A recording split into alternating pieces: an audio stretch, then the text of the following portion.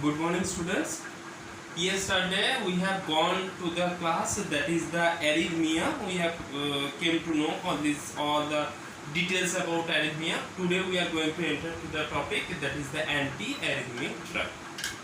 So now its arrhythmia is clear to us. Anti-arrhythmic drug, understanding of anti-arrhythmic drug, it will be better for us, or it will be easily understandable. So now this anti-arrhythmic drug can be broadly classified into four main groups. Number one, that is called as membrane stabilizing agent. Why this name is called as membrane stabilizing agent, I will discuss you later one by one.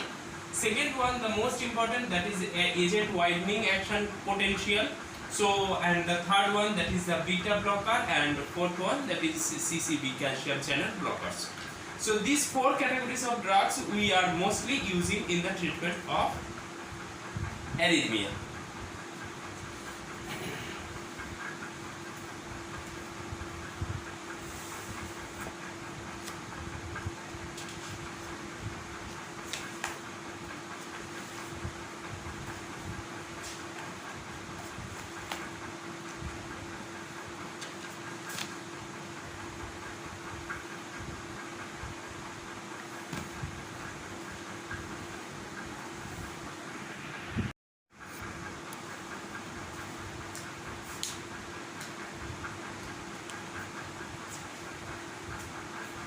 Among this group, first of all, we are going to discuss on membrane stabilizing agent. Now, the meaning is membrane stabilizing agent. What membrane we are talking about and what is the meaning of stabilizing agent? We are going to find out if we are using this drug will block the sodium channel. So sodium channel, it will get blocked. Means what is the meaning of that? Influx of sodium will be inhibited. The influx of sodium will be definitely by using that sodium channel. So this particular channel it will get, means that will block this channel. So sodium, it will be unable to get inside. So when sodium is unable to get inside, it is clear to us it is going to make the stop on depolarization. Means there will be no proper depolarization. And if there is no generation of the proper depolarization, then definitely the sensitivity will lose, or the contractility, or the feelings, means conductivity, it will also lose. Okay, so the sensitivity and the conductivity it will lose. For that purpose, this drug, it's work like a local anesthetic. Local anesthetic also it will work by this way, that is the deposition of sodium, means that is the blocking of sodium channel. So preliminary this will work like sodium channel, means local anesthetic, same type of action. Sodium channel will get blocked, sodium will be unable to get inside of the cell, there is no depolarization, so depolarization is not there, means no contraction. So these things is happening. Now wherever we are going to find out this, first of all, this quinidine, it's not at all a very palatable drug, this is bitter drug. And previously we have used this quinidine in the case of malaria. So after that, this quinidine has developed, means we came to know it is having lots of function on our cardiovascular system, and it is one of the prominent drug nowadays which we are using in the time of arrhythmia. So we have to find out why this is using in the arrhythmia and whatever the action it is there in arrhythmia. Now I think it is already there in your brain. I have given you the mechanism of action, means clue. What was the clue? It's block the sodium. If it will block the sodium, what it will happen in the heart, we are going to find out. First of all, in CBS we are going to find out this will delay the action. Delay the action means automatically we have to go for the cardiac cycle. Cardiac cycle means, I told, this is happening inside of our heart, inside of our body. The cycle it is going. But if you want to see how your cycle it is performing, you have to take the ECG. Do you remember? One class it was there on ECG. I have taken a elaborated class on that to make you understand, because that PQRST, that peaks were there, that was there, the PQRST. So now on this peak there was different meaning of them. I have discussed all these things. If it is not clear, you just check. One second, I will not get inside of that. But here what it will happen, here due to sodium channel blockage, all the intervals it will increase. PQRST. Here the PR interval it will delay. PR interval it will delay, and QRST. So this particular QRS complex or QRST means total ventricular complex, it will also delay. So this is the ventricular systole, this is the ventricular diastole. So we are going to find out everything it is going to delay. Why it is delaying? Because the depolarization it is not occurring properly, that's why definitely it will delay. If it will happen at that time, what it will be look like the of our ECG peak, the ECG peaks will look like this, means more widening of our ECG peak. More widening of our ECG peak means it's already understood or it is already clear, the action potential curve it is delaying, or the effective refractory period it is increasing. Now we have to find out how this is altering this particular time. So we all know this is the graph of action potential. I have told you number of times. So this in this action potential curve, what it will happen, if the sodium influx it is getting blocked, I told you it is going to make the sodium blockage. So the influx of the sodium is here. Okay, so influx of the sodium is here. So when this sodium it will get entered, immediately it will get a peak. So this is the action potential. So if the sodium influx it is get blocked due to blockage of the sodium channel, what it will happen, this peak will become late, this will get late. So the action potential curve it will become, action potential curve it will make the widening of this, widening of the action potential curve. So if action potential duration it is delaying, means it is increasing, so automatically we are going to find out the effective refractory period. The effective refractory period that is also delaying. Okay, so both it is going to delay, effective refractory period and the action potential duration, both are delaying. But remember that effective refractory period it is delaying more than the action potential duration.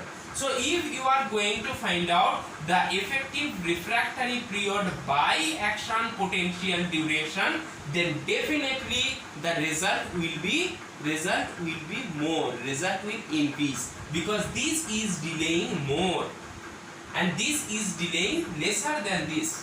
So the result will be increased all the time, the result will be keep on increasing. This is the action of quinidine. So automatically what type of functions we are going to find out? We are going to find out it is going to produce the delay effect on your heart. So we have seen in the arrhythmia, what was the immature sinus generation it was there, or immature action potential we have seen, that is the early after depolarization. In that case we have seen, means it is not coming down fully and immediately fall from here in the time of arrhythmia another one action potential it has generated.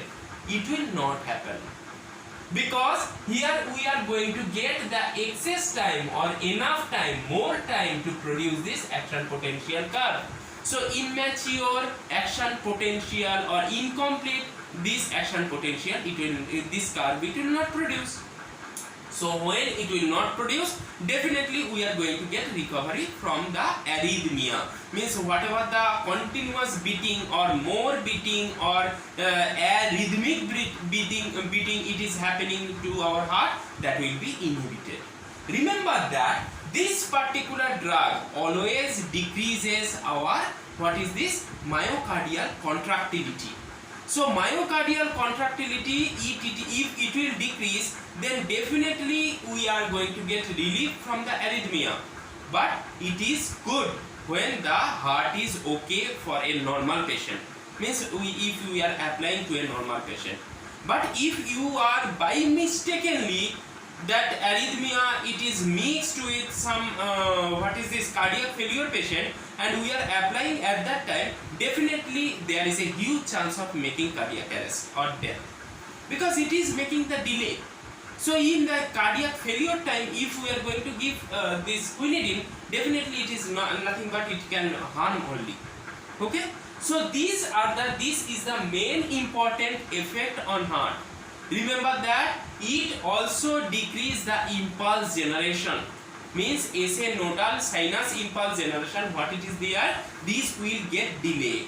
So if the impulse generation it will get delay, automatically the AV conduction also it will get delay, and the Purkinje fiber, whatever the impulse it is getting, that will also become delay. As a result, we are going to get, what is this, your heart will get some relief. Continuous, there will be continuous or immature innervation, that will be stopped. So after a long time it will produce the innervation, but the innervation will be complete.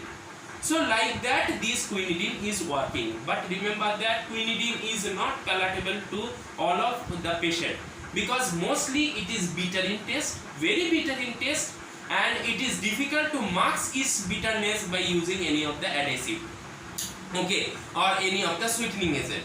So most of the cases it cause bittering effect on our stomach. Means it will go and produce the irritation on the stomach wall, and immediately the patient will go for vomiting. So nausea, vomiting is very huge as a side effect in this particular drug.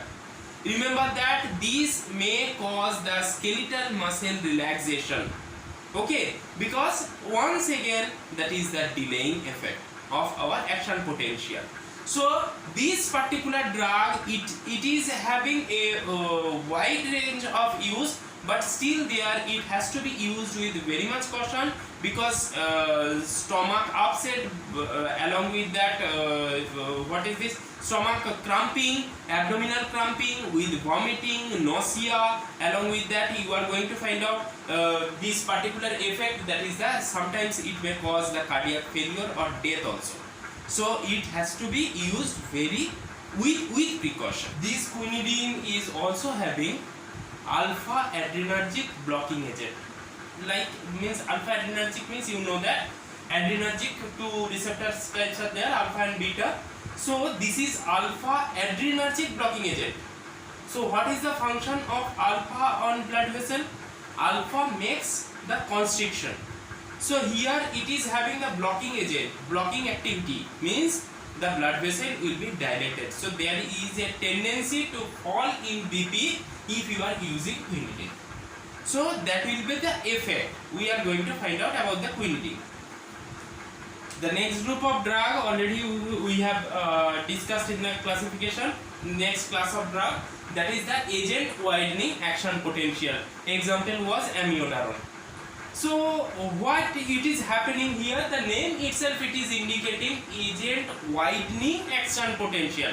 Means the action potential curve, whatever we have found, this action potential curve here also it will get widened.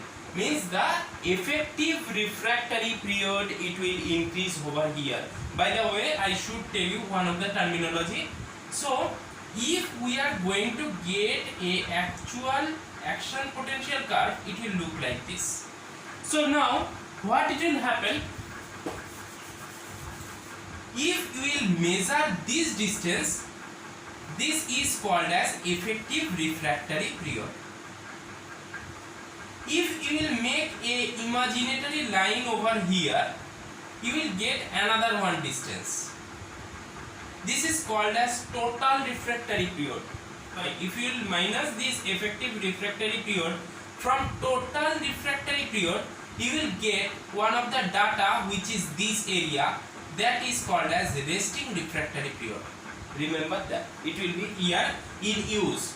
So this is called as resting refractory period. So we are going to find out this particular drug, what they will make. They will block the potassium channel here. So what it will happen? Immediately they will close, or they will make this area lengthy. This area will become lengthy. So here that after completion of action potential also, the tissue or the fiber or the cell will be in refractory mode. Okay, so the tissue will be in refractory mode.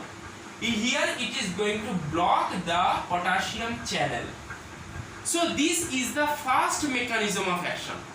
Along with that, it is also going to block that sodium channel also, as previous we have seen in the previous classification of drug or previous group of drug, but it specially close that unused or inactive sodium channels.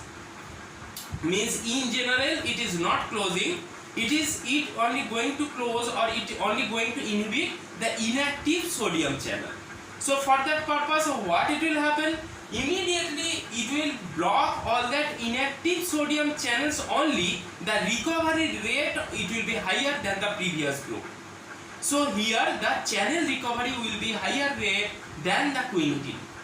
So this is happening here. Here also effective refractory period, if the time is increasing or prolonging, and the action potential duration, that is also prolonging, because the myocardial contractility, it is decreasing over here. Here the effective refractory period and action potential duration, it is altered. Definitely it is indicating the cardiac contractility or cardiac automaticity, it will be hampered. But remember that here there is a little effect on SA node, unlike previous group. So here it is decreasing the SA nodal activity, but it is very minimized effect on that. And remember that this is having a beta adrenergic action, beta adrenergic type of action. So what it will happen? It will fall down the BP. So the blood pressure will fall down. So when the blood pressure will fall down, it will be a problem when, if we are going to administer the drug who are having myocardial infarction, means myocardial contractility, who are having that problem, or any of the ischemic disorder who are having problem.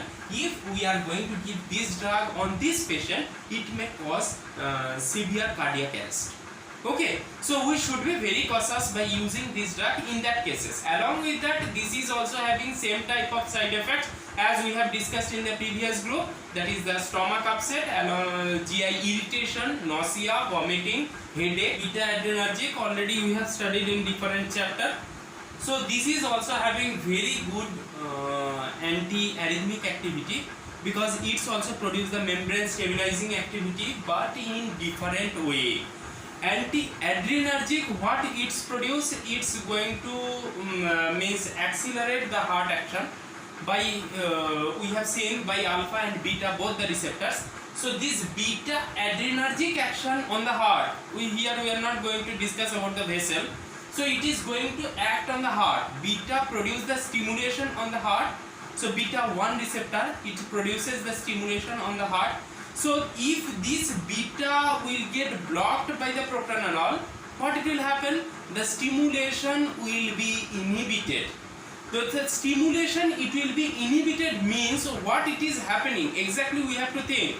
It is going to block all the SA node generation and AV impulses, means extra nodal action, it will be inhibited. So for that purpose, the ectopic foci in the Purkinje fiber and the extrasystole, this will be abolished. So in this situation we are going to find out if it will block this particular action, means SA node over continuously means more signal it is transmitting, so that producing of more signal it will be blocked by this drug and transmitting this impulse to the AV node, that will also be inhibited. So what it will happen, what we have seen in the case of arrhythmia, there is one action potential, immediately it is not getting down, another one peak it is coming. It will not happen, because the extra production of the impulses it will be abolished, so it will get time to take a full production of action potential curve. Okay, so after producing of that, there is enough time to produce the next curve. So immature production of the impulses it will be stopped. This is the use of beta blocker, and rest in beta blocker in detail we have seen how it is going to decrease the blood pressure, and this is the vagal action. Okay, so we have seen all these things. Now you should remember beta means propranolol, this particular drug, it is acting by membrane stabilizing activity only, but it is acting in a different pathway, it is blocking the adrenergic activity.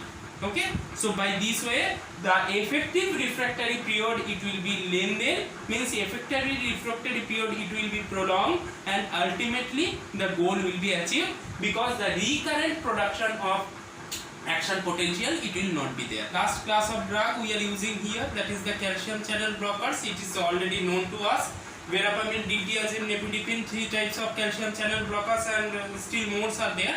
So that we are using in the motto that it is going to block the calcium channel, so the overflow of the calcium it will be not there inside of the cell, so the additional production of the action potential it will be inhibited. Means if this is the action potential curve, here there is an influx of sodium, and here that is the calcium, means highest concentration. So this particular calcium, when this will highest concentration, from here the calcium depletion it will get started. Calcium it is going to deplete from here. So here, so when it is depleting, if there is also still more quantity of calcium is there, then only the recurrent production of action potential it will happen. So if that calcium channel it will be blocked, automatically this recurrent production it will be inhibited. That is the motto of this drug.